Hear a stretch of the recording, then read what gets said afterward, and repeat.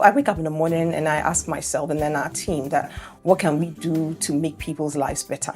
Okay, so I think as a leader, if you would use that as a leverage to sort of innovate or be inspired to do whatever, it will help you more than getting frustrated or thinking about how is my retention going or how do I, we don't think about that. We're always focused on how can we make them love us more.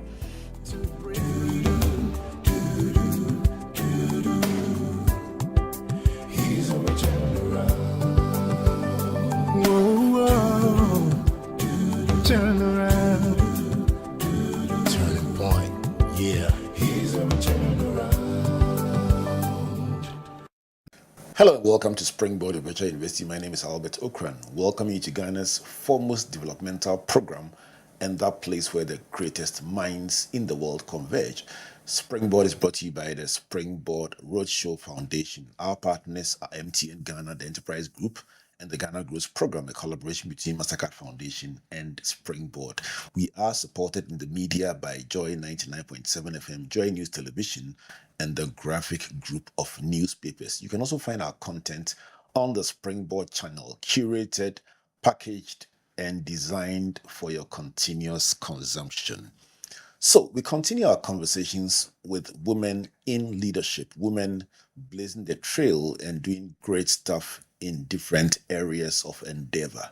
Did you know that the global hair care market, the hair market, is valued at $119 billion?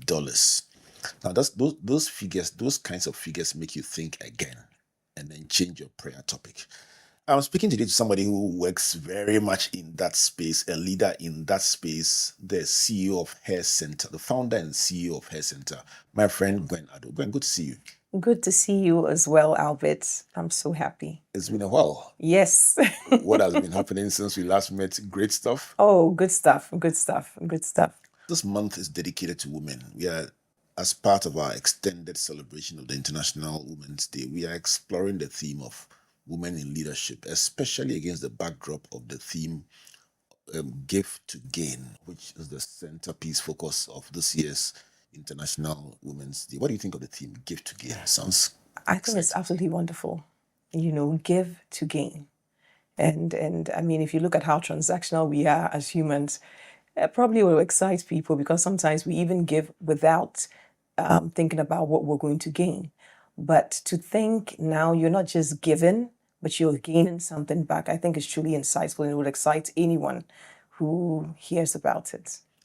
I mean, just reading around the literature, it would seem that the focus areas are generosity and then collaboration.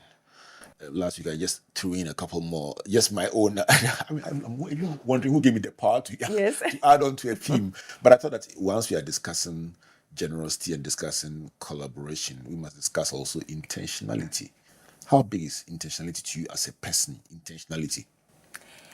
I think intentionality is very important. Why I say that is because, with what I do, I sit on social media a lot. So I'm always using digital platforms. Now that exposes me to so many things where if I'm not very focused, number one, it's going to be hard for me to be intentional about anything because there's a plethora of information, there's a plethora of options. So I think we need to be intentional, but you cannot be intentional, Albert, if you don't have a plan. So I think once this conversation goes along, we'll speak more about it. But I absolutely think intentionality is key. Let's talk about plan. Let's talk about intentionality against the backdrop of that first big move, leaving your corporate job in banking and then setting out to build in the beauty industry. Was it the figures? Was it the impact? Was it the attraction? Was it the dare to dream? What was the big push? Okay, so I grew up in quite an entrepreneurial home. My mom was a trader. My dad was a businessman, always coming up with something new. So I was exposed to that. And I always say that we're byproducts of what we get exposed to. So naturally, I was inclined towards entrepreneurship. However, I found myself in banking and I was in there doing what I ought to do, not what I naturally desired to do. And so it was very natural that in the course of, I think, 8 years, I found myself leaning towards starting my own business. But I didn't not just get up and then quit or get frustrated by the banking system. What happened was I started small. So I ordered some few pieces of hair. I started testing it on my colleagues. I saw how it was going. And then I planned and said, you know what, maybe I can actually do this as a full-time job. Of course, that was very daring. That needed a lot of audacity because who leaves corporates to go and sell hair? I mean, the numbers that you're mentioning now are what we know now. But prior to that, years ago, those numbers were not something we knew about. And so hair and beauty was not something that was exciting that you leave your corporate job for. Why hair? Why hair? Well, how do I even answer this without exposing myself? It looks good on you, but just tell me, was it demand driven? Was it Okay. opportunity driven? Okay, a little bit of both. So first of all, I always say that you don't start a business thinking about profits. It's the wrong way to do it. I had seen that there was a problem. There were people, number one, who did not have much hair. And so naturally, Like me. and it suits you.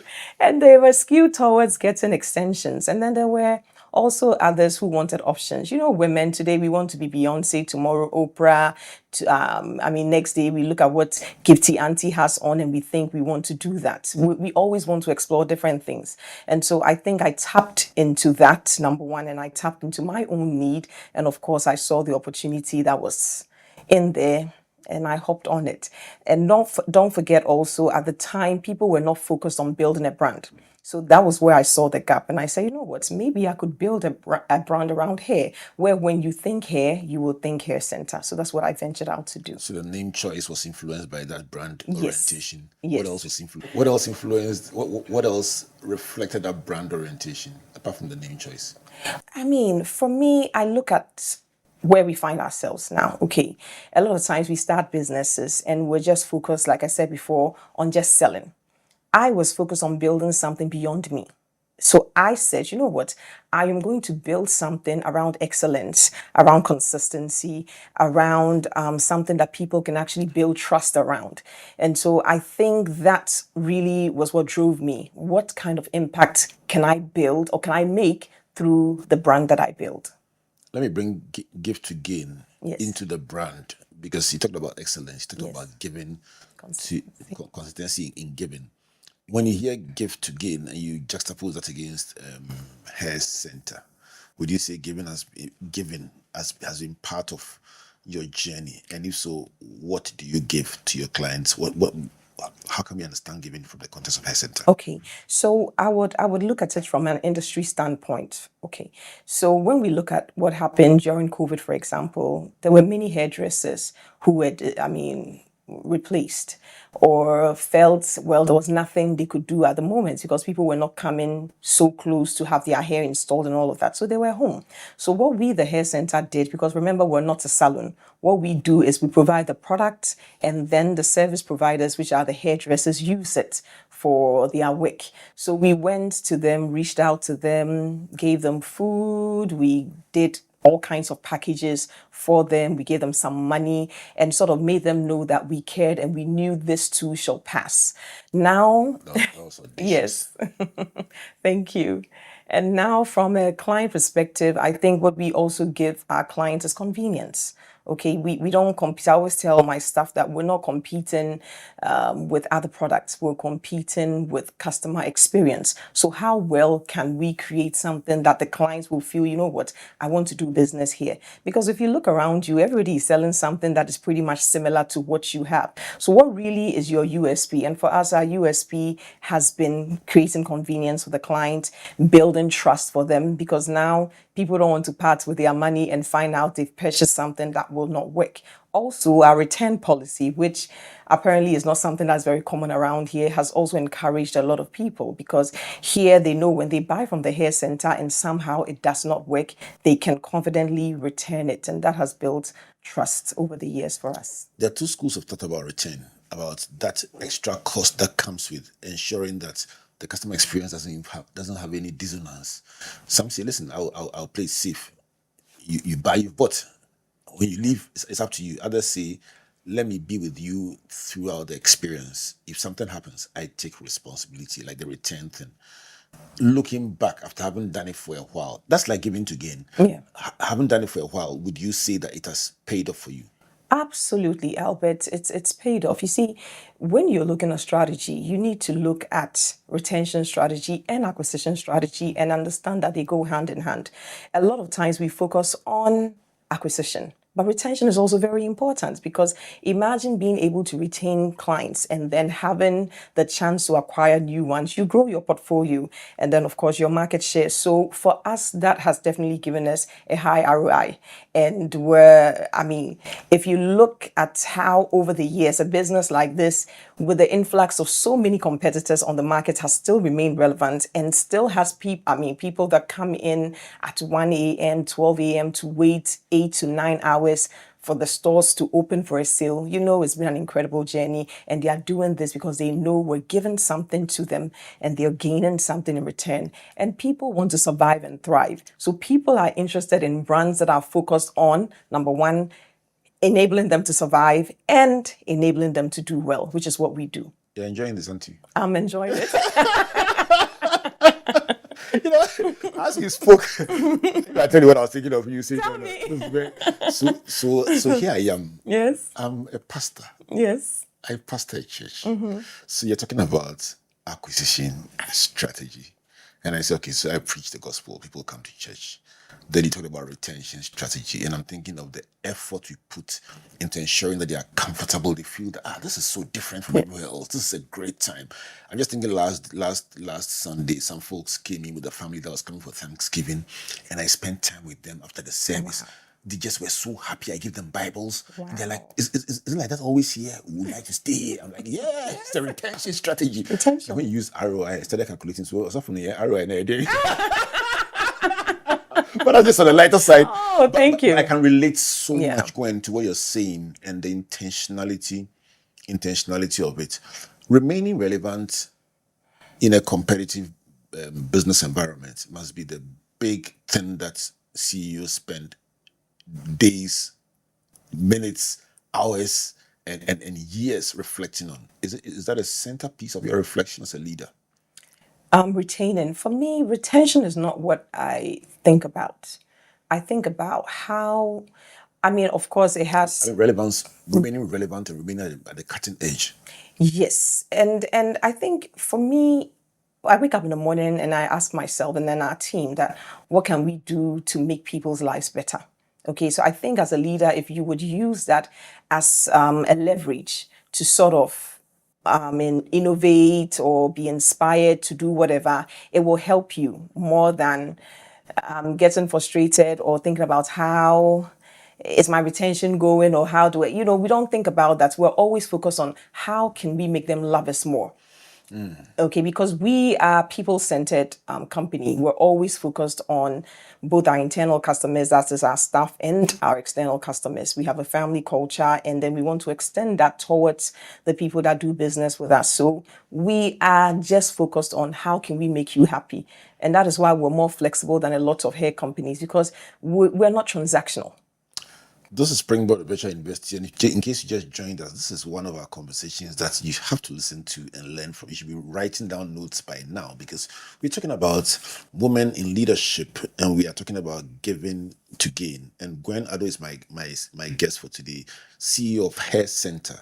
And we're talking about that industry that you may look at fleetingly and turn away, but look again because that's a big player on the global stage.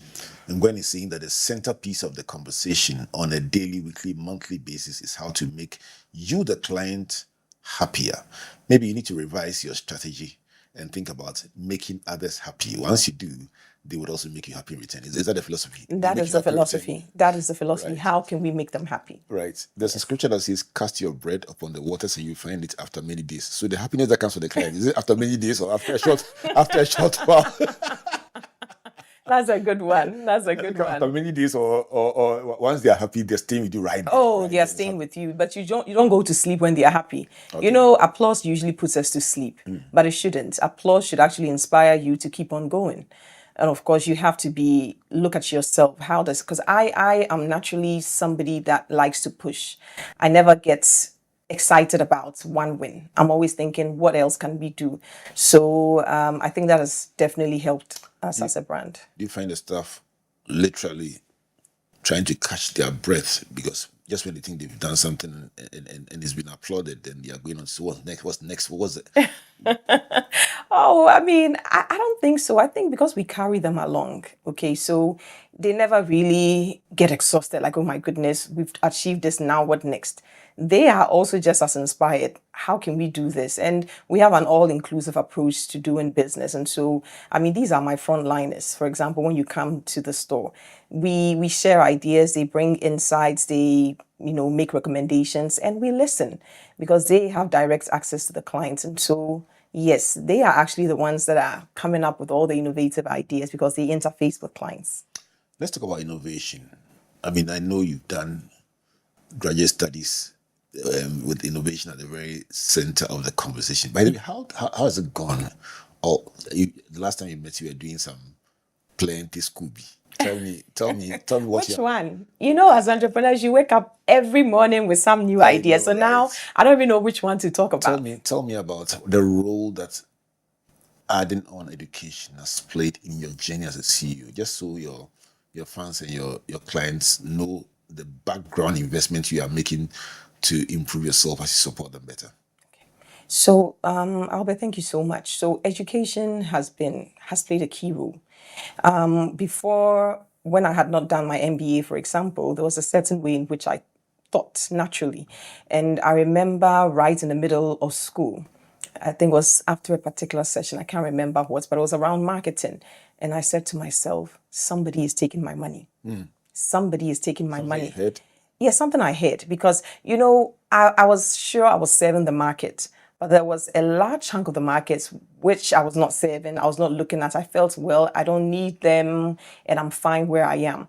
But education enabled me to get enlightened about some of these things that I was not privy to. And it enabled me to strategize, innovate, and then continue to remain relevant. The second thing beyond studies that has helped me is mentorship. And I think it's so powerful. A lot of times we live in an info age, so we think we know it all, we've seen it all, who can teach me what? But it's very important because you need someone who is looking at you, who is guiding you. We all need guides, okay? Not controllers, there's a difference. These are guides that are helping you to sort of navigate your way because they have been there. And there are certain things that you probably will not find in your business school book, but you will find from the lips of your mentor, and of course, reading and intentional following on social media. You just don't follow anyone who has fancy semantics. You need to be intentional about who you're following. So you yourself need to be well read so you can sort of discern which is for you and which isn't. Let's talk about new knowledge. When something hits you fresh, especially if it provokes you and questions how you've done things in the past, what are your reactions? Do you feel elated? Do you feel challenged? Do you feel, how dare you? How do you feel when new knowledge hits you? Oh, when new knowledge hits me, I get excited, Albert. I get so excited. I start dreaming of all the possibilities. I never feel like, oh, I'm late, I wish I had known. I just say this is the right time because don't forget, I'm a person of faith. And so I never really believe in luck or chances. I believe in timing, that this is divine. This, I had to know this at this time. And if I know it at this time, I can use it for good. Tell me how faith has built strength in your leadership journey. Oh, absolutely built a lot of strength in me. For example, I used to rely on myself. And I thought everything I had was because I worked for it and I strategized and I did schooling and I read a lot of books. But faith has really taught me a lot. Number one, it's humbled me. It's also made me understand that I'm not an owner, I'm a steward. And so if I'm a steward, there's a certain disposition that I need to have because I'm here to serve people. It also allows me to have a lot of integrity in doing business because sometimes, okay, when you don't have something that sort of buffers you or holds you and guides you and sits in your subconsciousness, you can almost get greedy. But if you understand that you're a steward and these are God's people that you're serving, number one, it's natural for you to be excellent. Number two, it's natural for you to be an honest business person. And I've never seen someone who has followed God and somehow has, failed. Now, failure, now I'm going to get philosophical. Failure is relative. What you may deem failure may not be necessarily failure to me. But as a person of faith, I understand that if this did not work, this probably was not for me. And so it gives me the audacity of hope to keep on pushing, knowing that, maybe God knows what he's doing.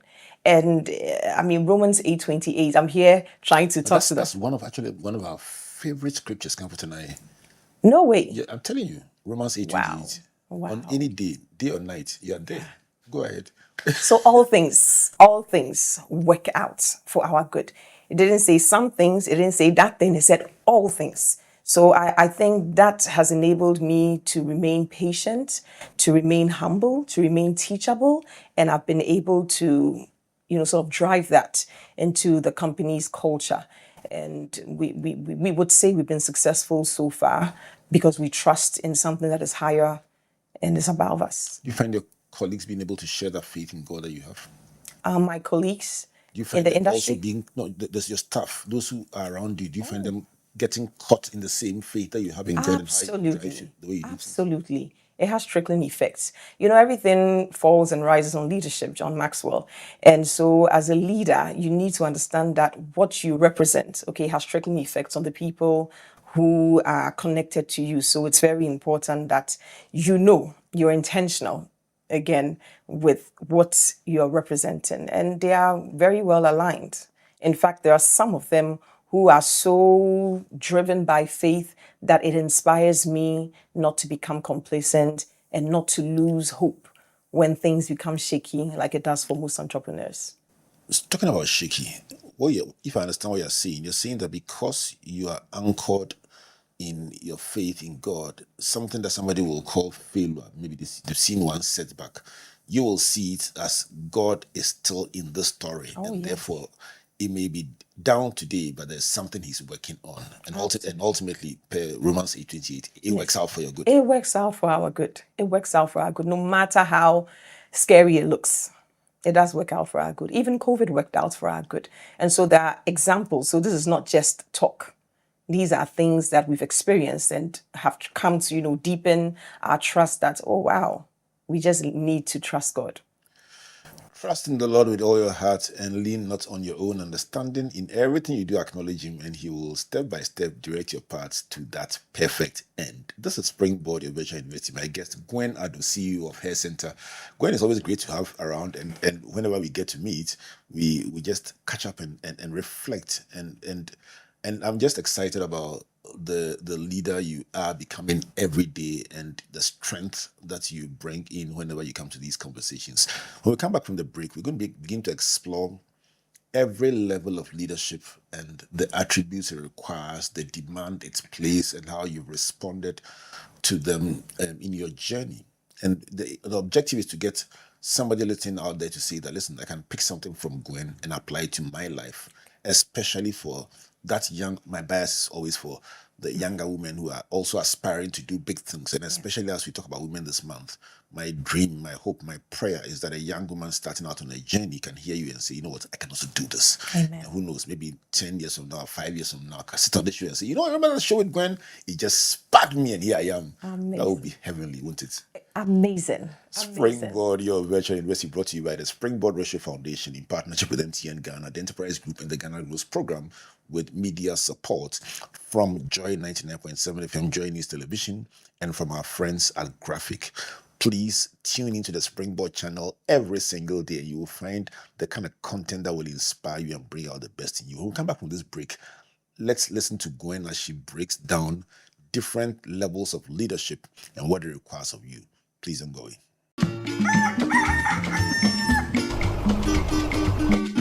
Aye, aye, aye, aye.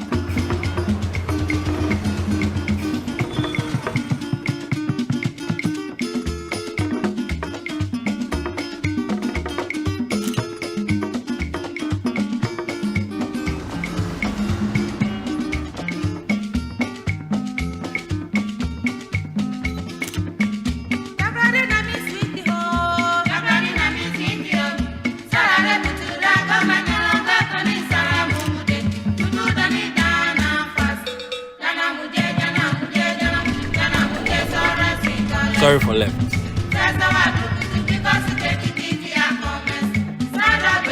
Hey, you gonna explain tire?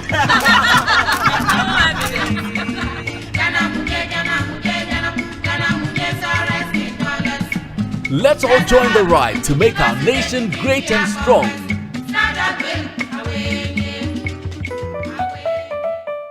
No stress. Submit your insurance claim online in just seconds on the Claims Express portal. Simply upload your national ID, cost estimates, pictures, and more to get started. Submit online, track progress, and get paid fast. Skip the paperwork and get back on the road with ease. Visit claimexpress.enterprisegroup.net.gh for easy claims and quick payouts with absolutely no stress. Enterprise, your advantage. Welcome back to Springboard, your virtual university, and to our conversation on women in leadership. My guest, Gwen Addo. And if you are listening alone, text a friend, WhatsApp a friend, and say, join in the conversation as we explore the secrets of women in leadership and how you, whether you are male or female, can also glean from these ideas and lift yourself to the next level in your work. She's been sharing some very interesting insights so far, and we'll come back to them shortly. This is brought to you by the Springboard Roadshow Foundation, our partners, Enterprise Group, MTN Ghana, and our media partners, the Joy 99.7 FM, Joy News Television, and the Springboard channel on YouTube. We also are in partnership with the Ghana Growth Program, which is a collaboration between Springboard Roadshow Foundation and our partners at the MasterCard Foundation. So let me share the enterprise tip with you for today. And I would like to remind you, if you're a young entrepreneur listening to this exciting conversation, that there's an opportunity for you with our partners launching the Enterprise Spotlight this week. Look out for it tomorrow. It's the national competition for young entrepreneurs aged between 18 and 40 who are building real businesses and want to test and scale your ideas to a bigger platform.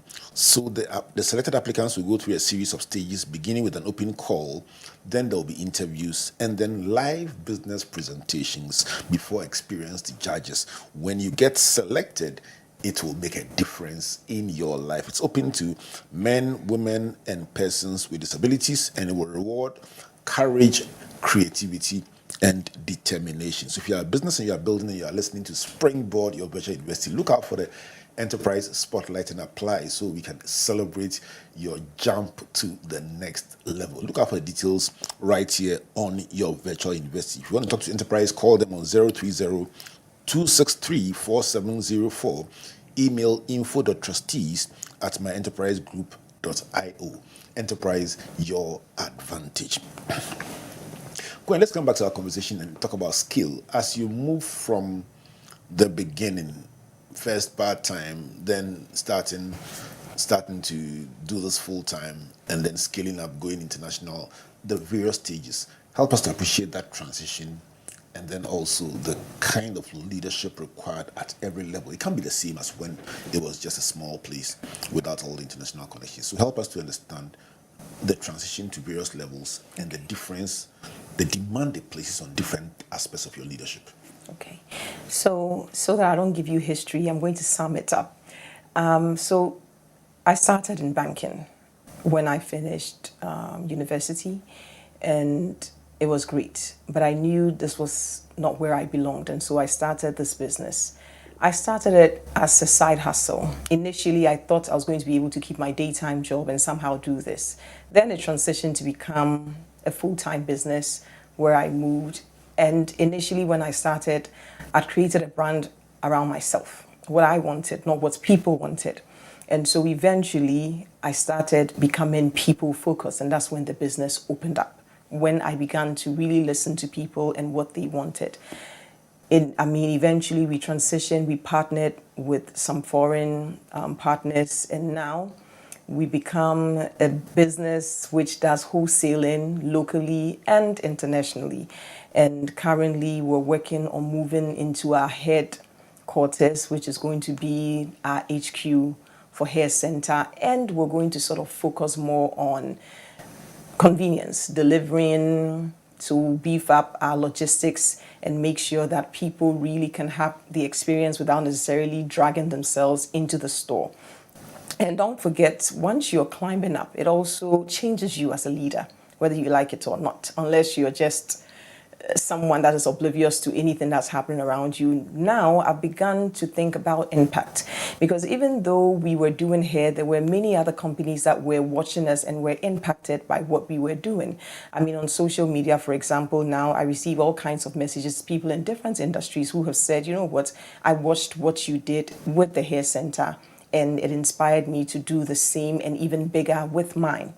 And personally also, I think it's built me as a leader. I've become a more responsible leader, and I lead with intentionality because I know there are people that are watching and learning. And I think the journey has really shaped me to become something I never actually saw coming. I felt I was just going to be in the business of trading hair extensions, but now we're opening up and we're going to have franchise models all over the place where we're actually using our own internal customers, that is the people that are in there, to lead some of these initiatives. Nice summary. So people focused, and then you talked about you started by doing what you thought the market needed. Yes. Then you became more people focused, and that changed the business. Then you began to do partnerships. Then as you climbed, it changed you, and you became a different kind of leader because you realized you were having impact across industries.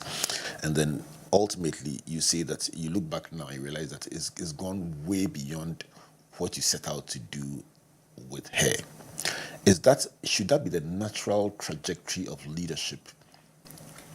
I believe it should, but it will not happen by itself. You Tell need us. to be intentional with it.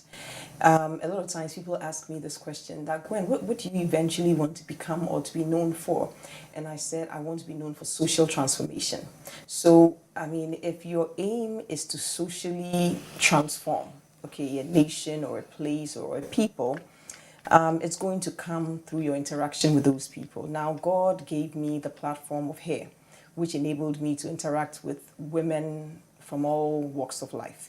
Now, that is an opportunity. I can use that opportunity for good, or I can abuse it. He said that our gifts will make room for us. I'm a people's person. And so it's never really difficult for me to connect with people. So here I am, looking at the opportunity that I have of people, of a business, and of being able to use my people centricity for good, and to lead people and to cause people to shift. And it's a very powerful opportunity I have, and I want to really use it to drive social transformation, especially the mindset of our youth. That's very interesting. Let's explore what happens when you step into a big meeting, maybe an international platform, meeting international partners. You're like, hey, I mean, do you ever find that yourself addressing or connecting with people at the very highest level and pinching yourself and saying, how did I get here? Yes, absolutely. Because don't forget, I was very timid. I did Miss Malaika, and I remember there were so many people that voted for me to win. And in fact, I remember after the pageant, I went into town and I was with my mom. And there was this woman who saw me, and then there were a couple of them actually who said, hey, Ubei, you voting man with disappointing. Oh. Yes, and that sort of stayed with me. So I was so depressed. I remember my speech was on coup d'etat and how it happens. I had chewed it and I was ready to pour. But as I started pouring, I don't know what happened, but somehow I remember seeing some lady in white. I know it's dramatic, but she was just going up and down, and I missed one word. And you know how these things You have work. chewed it in. I had chewed. So one word gone, everything broke down. This is And Aristotle. yes. So it really made me depressed, and I think it had a huge effect on my confidence. And I really felt, because before that I had that inkling within me that I was not great as other people. And then I go and do Miss Malaika, where I felt I was going to redeem myself, and then I go and bump. So Did you bomb? I thought I did at the time, but for some reason, you will not believe, after the opportunities that came. What stage did you get to? I was just in top 5. So you're in the final. I was in the final, but because of my vote, I actually got the highest vote. So why do you For think you that. bombed? Because, our subconsciousness is very powerful. I'd always placed it in there somewhere that I was not good enough, I was not qualified to win. So even though people said they were voting for me, I had the conviction that I was not going to win. And so it's very powerful what you believe about yourself, because it has power to manifest. We're very powerful. We're image bearers, okay? There's so much power that we carry. So what we believe has power. If it was now, you wouldn't think like that at all. Of course not. I would go in there and launch out. So, growth, exposure, mentorship, intentional learning has really helped me a lot. Think about opportunities after that. Yes. I wanted to hear that one. Oh, so many opportunities. I had Face of GTP that was in other African countries. Right after, I think a week or two after Miss Malika, where I flopped. After Miss Malika, I got the visibility that I needed. I later connected with different people who did not think I bombed and said, you know what? Neither do I. And, it gave me an exposure. So sometimes, when you think you have failed, there's actually something in there that makes you understand that actually it was a gain. It was a gain in that storm. Only you did not see it like that. At that time, you didn't know Romans 8:28. I had no idea what it was. We won't go to church. We were that kind of family where we wake up and say, oh, today we won't go to church. And that time there was no virtual. So if we don't go to church, we don't go to church. And I remember when this Methodist, church, they make so many announcements. And by the time we just get tired. So as a family, we're not really excited about going to church. So we should reduce announcements. Well noted. So here we are in 2026, talking about women in leadership, talking about gift to gain, talking about intentionality, talking about learning, talking about ownership. These themes, bringing them together and addressing that young person starting out on their journey. If there's one thing I've picked from you tonight, you're saying that what you consider a flop, a setback, could actually be a springboard, a stepping stone to something bigger. Let's talk about the intentionality of a person who begins. What will be the non-negotiable for you when a person begins their journey with all the uncertainty and with all the questions that they have? What will be the building blocks from where you sit of anyone who will make it to the top? Number one, you have to understand that no business, I'll speak from the business perspective, no business should be centered around you. Okay, that's not a way to build. If you're going to think long term, you need to be people centric. You need to focus on people. You need to also understand that you're not an owner, you're a steward. It's very important. You see, one of the mistakes that I made in the beginning was I felt I had the answers to what people needed, but we don't. And number two, I also felt like what we discussed before, that, sometimes you feel some people are old school. Things are different now. I don't need this kind of advice. We need to be teachable.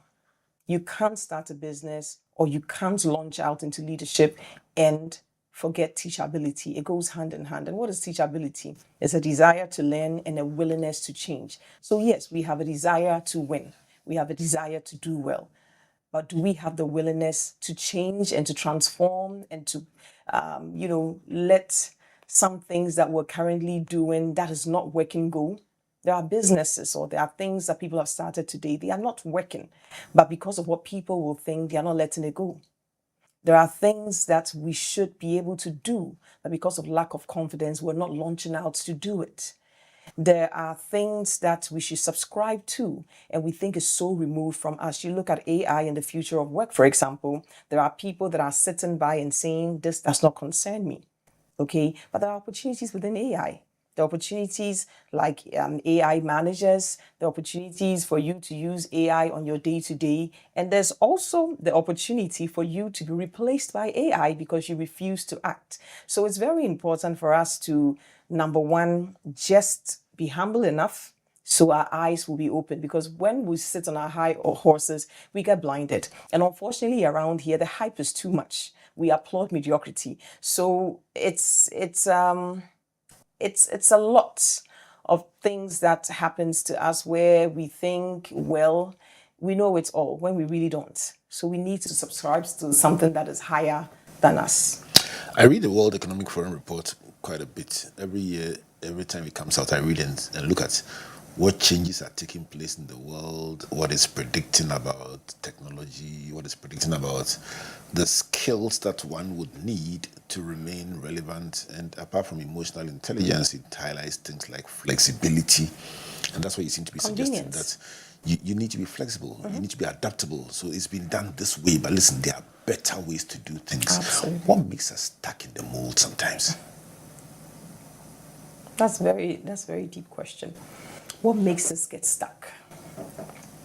First of all, Albert, the simple way to say it is, you need to get over yourself. I need to get over myself. Okay,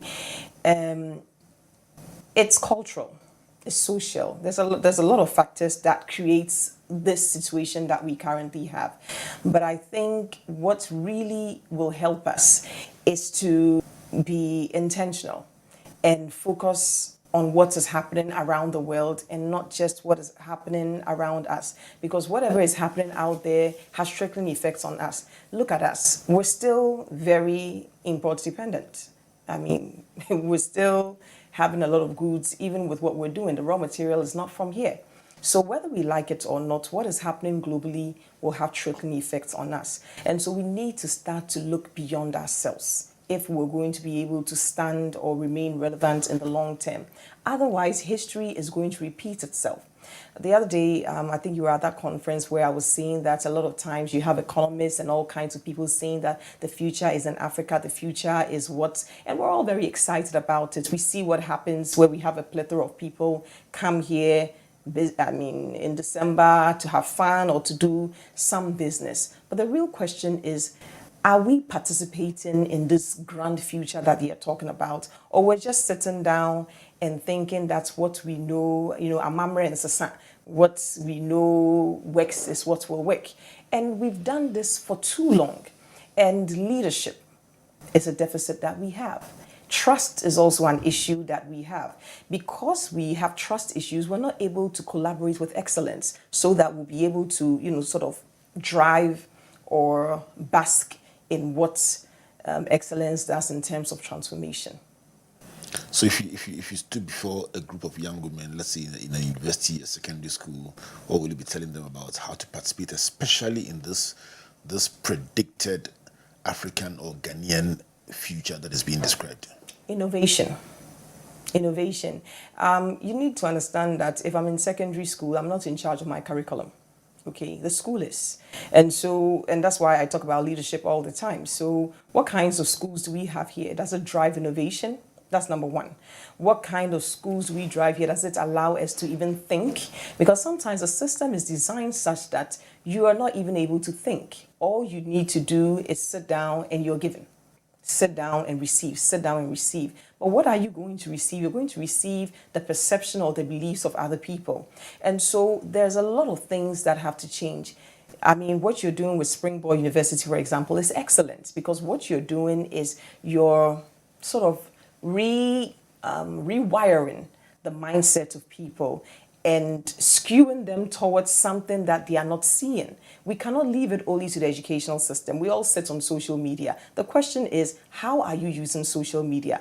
What can you potentially do with it that when that student is exposed to it, in spite of what they have learned in school, they will be inspired to be different? When it comes to social media in a minute, but you know what, I was speaking to my son in Shura last night. I said, what's your favorite subject? And he told me, I asked him why. He says, it's that course that when you come in, the maximum the lecturer will speak is 10 minutes. Ooh. So what does he do? He just sets exercises and things for us, and then we are debating the issue and we are engaging, and he says, I love it. I say, okay, I think I know, knowing you the way I do, no wonder you like that subject, but it struck me about learning style. Yeah. And he says, the lecturer doesn't tell us the whole time what the subject is. He just sets the agenda, then throws an exercise to us and we are exploring it ourselves, and he says, I feel so empowered and energized. Maybe we should be reflecting on how we communicate in our mentoring, in our teaching, in our guiding and coaching of younger people, that they doing will retain much more learning than they being told. Let's go to social media. You are very big in the digital space. Tell us about effective use and what you've learned along the line. Okay, so since you're a pastor, we're going to take it from your standpoint. Should I write news? You know, in the past, you would find people walking in the sun with their Bible, door to door, knocking, the word of God, trying to come into your home, doing all kinds of things. I mean, some of it still happens to an extent. But today, you have a platform that exposes you to so many people, thousands of people. Whether you have 300 people following you or you have 30 people following you, if you're able to check out your views, you would realize that even though you have 30 people following you, your video can potentially get 300, thousands of views. My question is, what are you doing with those views? So we have platforms that we can use to drive good, we can use to drive transformation, and we're not doing that. I saw an opportunity on social media earlier. I built my entire brand, Hair Senta, leveraging on social media. We don't do any kind of traditional marketing except for some billboards here and there. We focus mainly on social media, and we're able to drive people. We've been able to build that visibility. We've been able to be perceived or seen as a trusted brand. All of that using that medium. And so I think it's so powerful that we can use it for good, but we can also abuse it. And I have just decided I'm going to use it for good, and I'm able to, receive all the feedback, stories, people that are going through divorce. I mean, they just sat on the page and they were just reading captions after caption, and they've been able to deal with some really difficult issues in their lives. So I think social media is a blessing, and it should make room for you and I. The last time I sat with a digital media strategist, he told me more about how companies have moved away from being very direct in their engagement on the platforms. So yes, they sell this and that, but they're not always talking about this. They create a very interesting spread, and somehow it comes back to what they sell, and they still sell, but the engagement and conversation spreads way beyond the center product. Is that your strategy as well? Well, I think one strategy does not fit all. Okay. Now, when it comes to what we do, yes, we realize that educational videos are great. People like to learn. So anything that enables them to pick up something, they are interested in it. We always need to establish this fact that humans are selfish. Anything that enables them to survive and they thrive, they want to subscribe to it naturally. It's not about us. So whenever we're marketing, we position it selfishly to serve what we know they desire. And once we do that, we realize we get the traction and then they buy. Now, a lot of times we think why I said one size does not fit all is we look at Albert's doing that. Maybe they are using storytelling in their strategy, and then we go and use that. But maybe you're following the demographics, okay? They are not interested in your stories. They just want to see it, they like it, they buy it. And so what you should be placing on your caption is a picture, what it does for them, how much it is, and how they can contact you. Done. So you need to ask yourself, who are you? Who are the kinds of people that follow you? And how can you serve them better? If you don't ask some of these, W and H questions, you're going to mix it. And that's what I see is happening to a lot of brands, where they think just because these guys are doing that and they are winning at it, well, we're going to do the same. A lot of times people do not even press like on our pages, but they are in our DMs placing the order because they just wanted it and they don't have time for your storytelling. So do what works for you. Do what works for you. And you need to research and do some, questioning and analysis to be able to know which one is the right fit for your brand. As we wrap up this conversation about women in leadership, tell me about a time when you felt inadequate as a leader and how you resolved it. So many times. But one, I'll talk about the recent one. As a leader, when you're doing everything in your power, especially when it comes to staff retention, and you think everything is working out well, and somehow it doesn't, and then you lose some of the staff members for reasons that you can't sort of pinpoint to, it can sort of break you and make you feel, am I on the right track? On the right track. You start questioning yourself. But I also think in hindsight that it's good Those things need to happen because we're humans. Complacency can get in the way, and sometimes we really can think that we're great leaders. But leaders who are great are the ones that keep learning. They are not the ones that have, a strategy that works and they believe they can use it for hundreds of years. No, they need to keep learning because people keep on changing. People are not static. Today their emotions are this. So I think that experience of making me feel inadequate as a leader actually has got me learning more and has also enabled me to be more focused in how I invest in my people. Okay. Okay, yeah.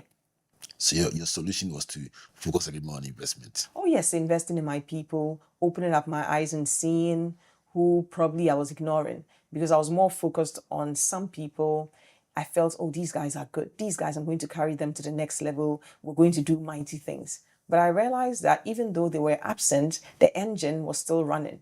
So I went back and looked at the people who were quiet and who looked like they were not participating to find out that, wow, these are the people that are driving the engine. So to every leader that is listening to me, it's very important for you to always look closely because in there are different kinds of people. So you can't look at someone and just because they are assertive, it doesn't mean much. Who is delivering? Who have you become on this journey as a result of everything you described today? Oh, number one, it's humbled me, for sure. It's humbled me. It's also built my audacity. Now I have more audacity. It's also given me a lot of confidence. I am not the old Gwen who was shy or who would not take on challenges. I loved being in my corner. It served me right. But I think all of these experiences have shaped me, even the bad ones.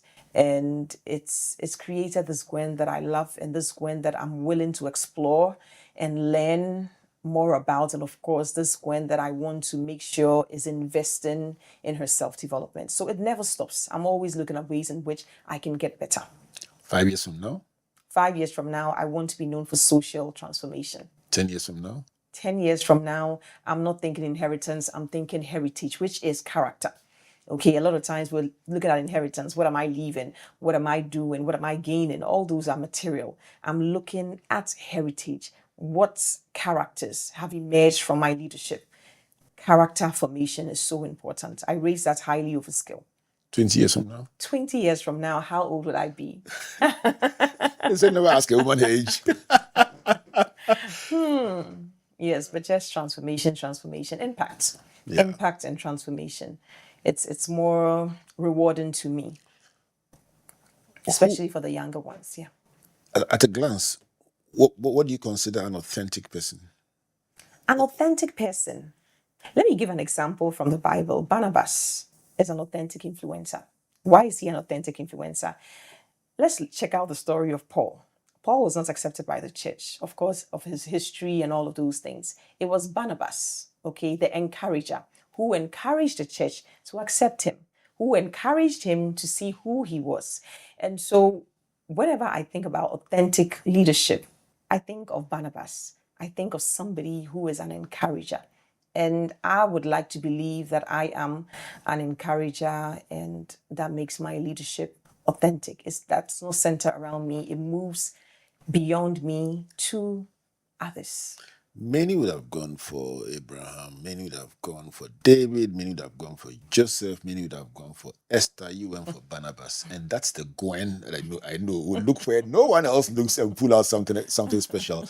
As always, it's been an amazing conversation with you, Gwen. Just reminding ourselves of the things that matter beyond our day-to-day bread. And it's another installment in our Women in Leadership conversation as we mark our International Women's Month, not day. One day is not enough. A whole month dedicated to women. Just look into this camera and talk to that person who says, this is the day the Lord has made. I'm so happy I heard this. Talk to them to wrap up this conversation. If you're listening to this, I don't think you found this by mistake, and I'm hoping that you've picked up something that will help you. It's very important for you to understand that you're an image bearer and God does not create rubbish. So you're valuable and He has given you a gift, and He says His gift will make room for you. So you need to have that conviction and don't let the world define who you are. Don't let your boss define who you are. Anytime you're unsure of who you are, I want you to go back to the word. Anytime you're unsure of who you are, I want you to look at the people that you know are authentic influencers. Listen to the things that they're saying, read their captions, read their books, go to the Springboard and, watch some of these videos, because God has made you for great things. So don't settle. And I want you to understand that 10 years, 5 years from now, you're not going to be in the same place, especially if you're taking action. You can write all the notes that you want, but if you don't take action, it is not going to happen. And that action will require intentionality. And whenever you're serving people, I want you to understand that you're not serving merely to gain. You're serving because you're a steward. And that is what you're called to be. You're called to serve others. And that is the way you honor God. And when you honor God, God also honors you. And I love you. Absolutely. When you honor God, God definitely will honor you. And these are the thoughts of Gwen. Thank you so much, Gwen, for coming. Let's do this again, as always. Thank you so much. Right. Thank you. So this has been another Springboard, your virtual university, as we continue exploring women in leadership. We've spoken about Give to Gain, which is the theme for this celebration for the whole month.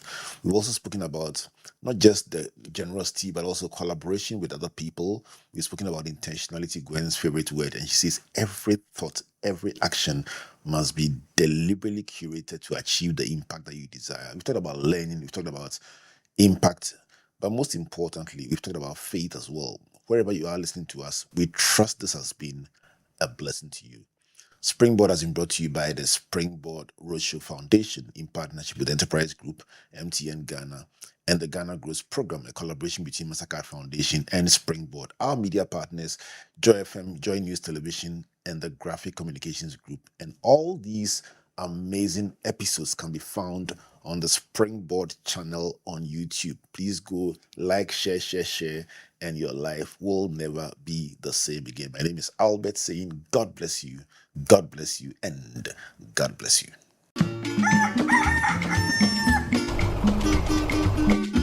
Aye, aye, aye, aye.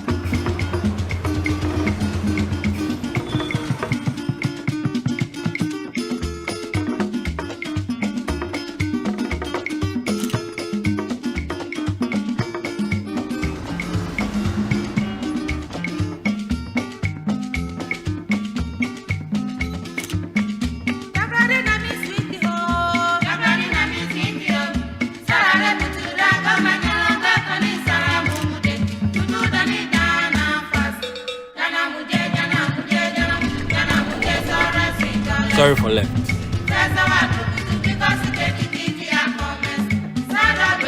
Hey, you gonna explain tire?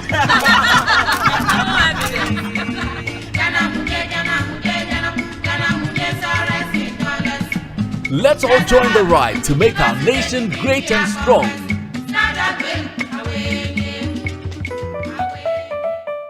No stress. Submit your insurance claim online in just seconds on the Claims Express portal. Simply upload your national ID, cost estimates, pictures, and more to get started. Submit online, track progress, and get paid fast. Skip the paperwork and get back on the road with ease. Visit claimexpress.enterprisegroup.net.gh for easy claims and quick payouts with absolutely no stress. Enterprise, your advantage.